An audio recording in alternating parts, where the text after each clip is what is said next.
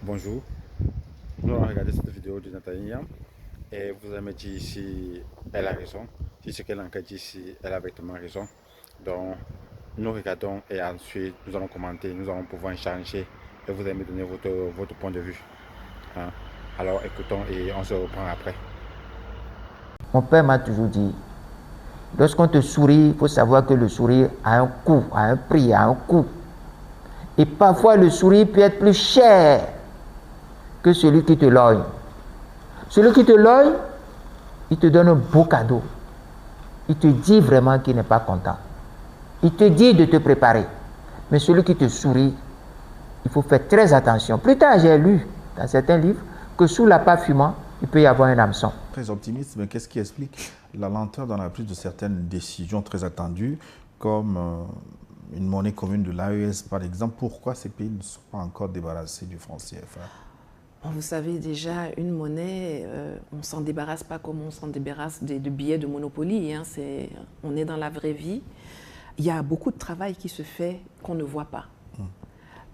Quand vous lancez une monnaie, il y a des pièges à déjouer. Vous savez que les gens vont vous tendre des pièges, l'histoire nous l'a appris. Il y a une confiance à bâtir. La monnaie, ce qui fait la valeur d'une monnaie, c'est la confiance qu'on lui prête.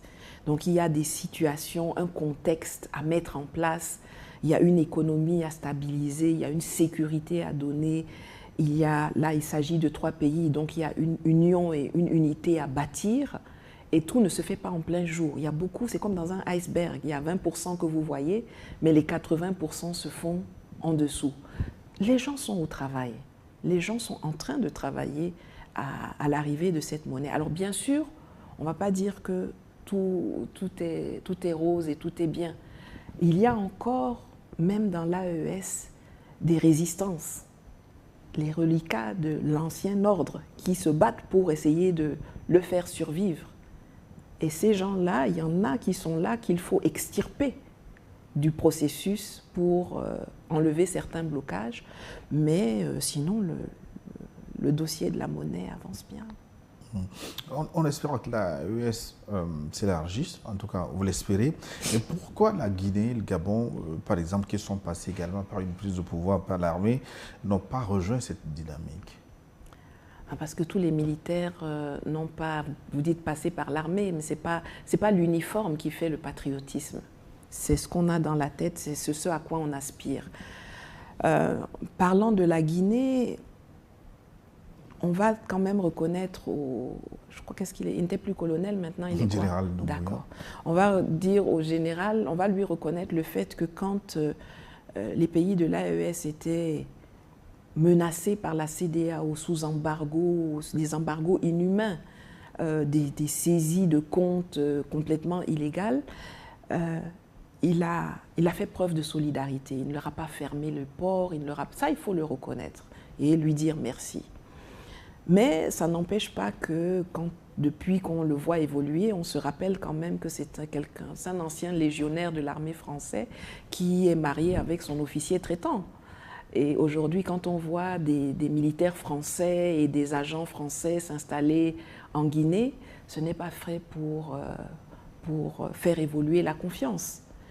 Quant au Gabon, bon, lui, il n'a jamais fait semblant de ne pas être de la France-Afrique.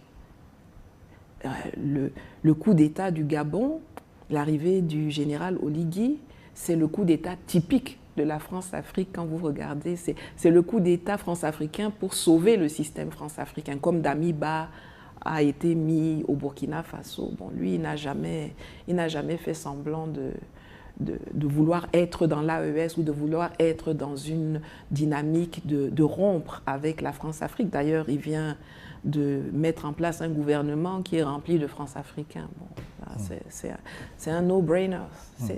Que dites-vous du positionnement du Tchad? Lequel? Le positionnement géopolitique par rapport à l'AES. Vous connaissez son positionnement? Le Tchad, moi, quand je le regarde, je trouve que c'est assez illisible. Dans l'absolu. C'est assez illisible. Vous voyez, il fait des choses un peu à droite, un peu à gauche. Quand j'étais plus jeune, on disait qu'ils ont des comportements ondoyants et divers. on fait partir l'armée française, mais on ne donne aucun chiffre sur combien... Il n'y a pas eu de transparence dans le processus de départ de l'armée française. On savait tous que la plus grosse présence militaire française dans cette zone de l'Afrique, c'était au Tchad. Mais on ne donne aucun chiffre, on nous fait comprendre qu'en 3 jours, 5 jours, les gens ont pu partir. Et tout ça dans un contexte où Macron avait annoncé une invisibilisation, une stratégie d'invisibilisation.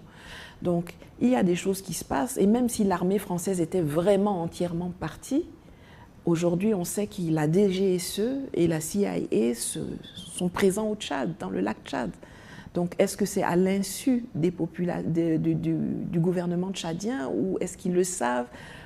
Je pense qu'on est dans un état d'observation. Moi, je ne peux pas parler d'un positionnement du Tchad parce qu'un matin, il est là, l'après-midi, il est là. Je trouve ça très flou et j'observe avec attention en espérant que, quelque part, à un moment donné, il y aura une reconnaissance qu'on ne peut aller que de l'avant. On ne peut pas retourner dans la vieille France-Afrique de papa.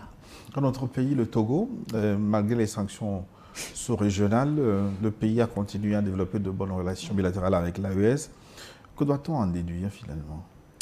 Ben déjà, peut-être que le Togo est plus raisonnable que ses pairs, que les pays voisins, que le Togo sait que les peuples d'Afrique sont des peuples frères et qu'on ne peut pas punir des peuples frères pour faire plaisir à des intérêts étrangers.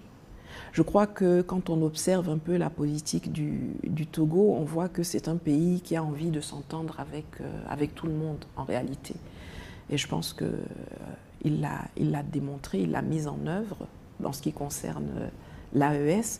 Moi, personnellement, sachant que les décisions au niveau de la CEDEAO se prennent à l'unanimité, j'aurais peut-être préféré que le Togo ne signe pas les sanctions pour ne pas venir les appliquer après qu'il les bloque déjà au niveau d'Abuja.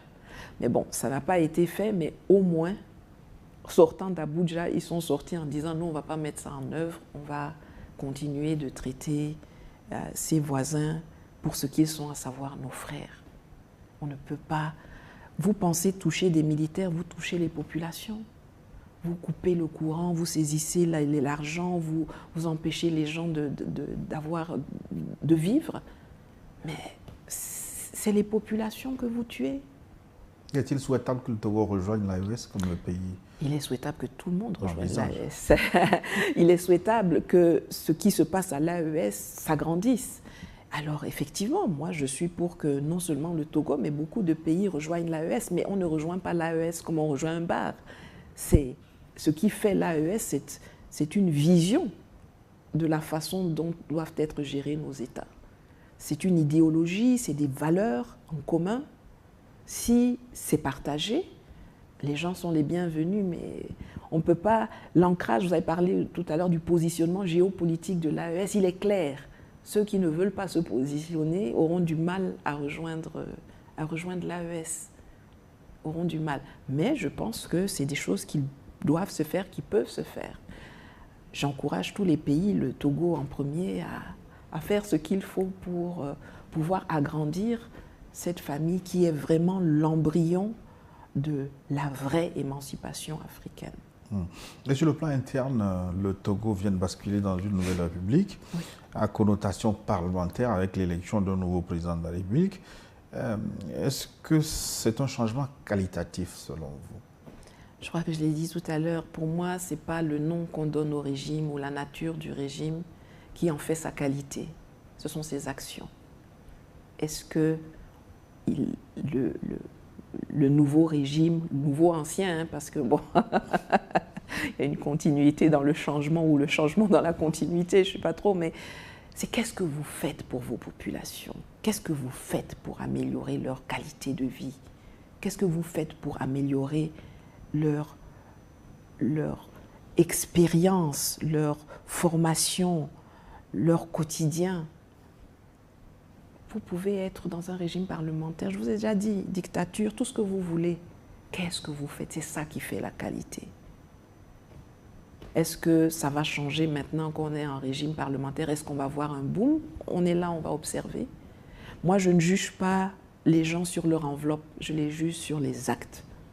Le Togo est un pays qui a 1000 ressources. 1000 ressources.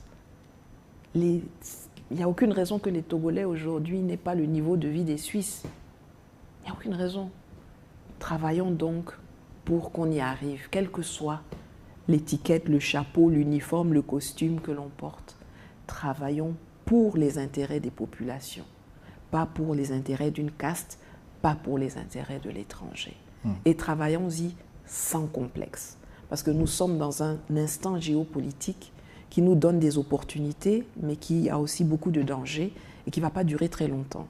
Donc il faut savoir les saisir rapidement. Le jugement sur des faits, voilà un fait. L'actuel président du Conseil du Togo, Faure Gnassingbé, a été désigné pour faciliter le règlement du conflit à l'est de la République démocratique du Congo. Ben moi, je suis toujours pour des solutions africaines aux problèmes des Africains. Ça, vraiment, au départ, je pense qu'on a tout ce qu'il faut pour trouver en nous les solutions à nos problèmes.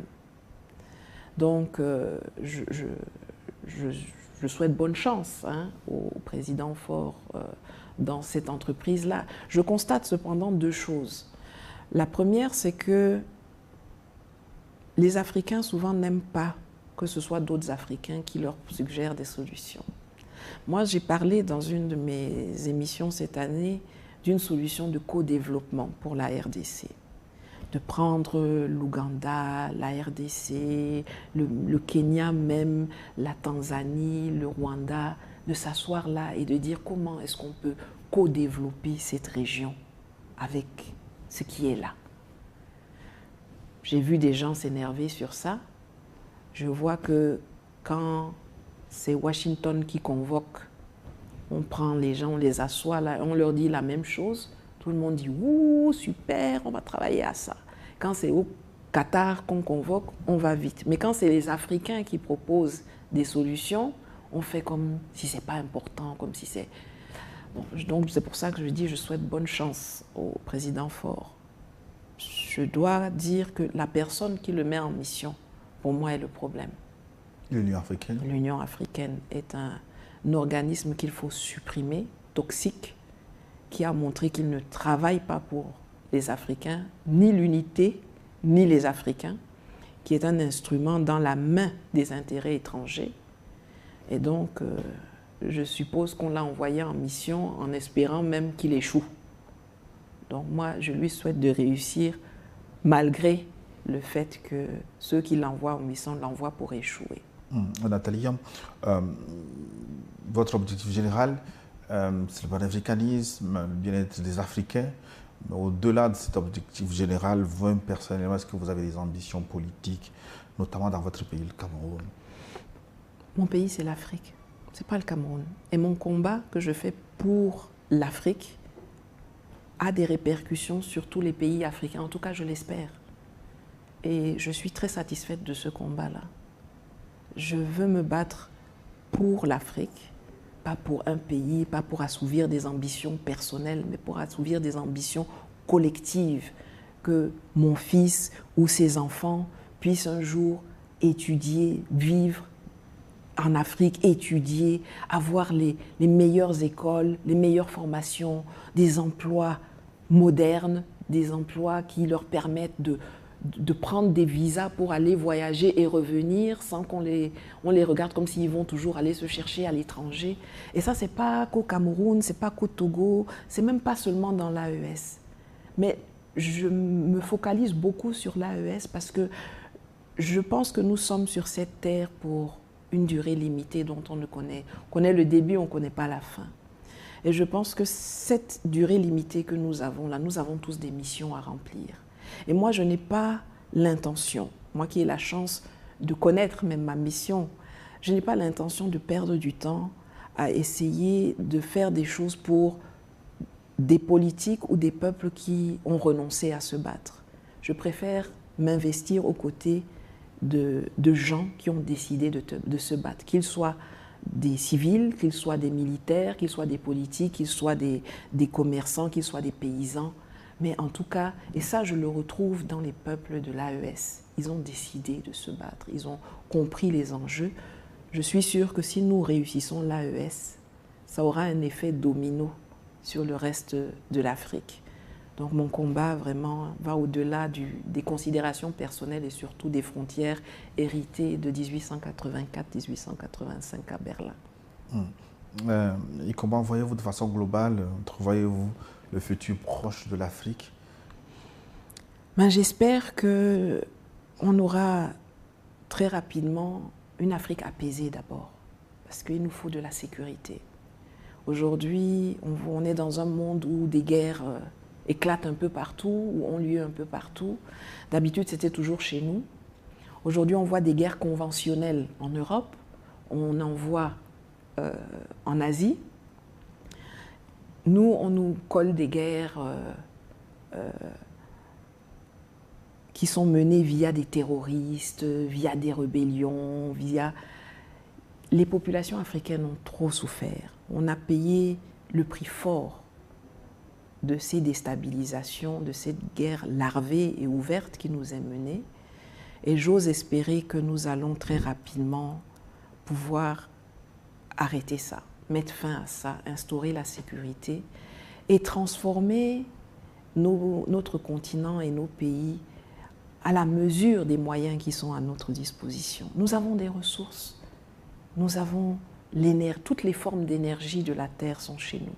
Nous avons l'eau, nous avons le soleil, nous avons l'uranium, nous avons le thorium, nous avons le vent, nous avons le charbon, nous avons tout. Mais nous ne pouvons pas aspirer à nous développer, à nous industrialiser si nous ne nous mettons pas à produire de l'énergie bon marché pour pouvoir attirer les entreprises, créer les entreprises, soutenir tout ça. Moi, je rêve que nous ayons une Afrique moderne, décomplexée, qui connaît son histoire, qui sait où elle va, qui ne se laisse pas compter ou impressionner par des concepts extérieurs et qui a compris que ce n'est que dans l'unité, dans la vraie unité, l'unité des peuples, qu'il y a moyen de prendre toute notre place à la table de décision du nouveau monde multipolaire et de nous envoler vers un avenir meilleur sans perdre nos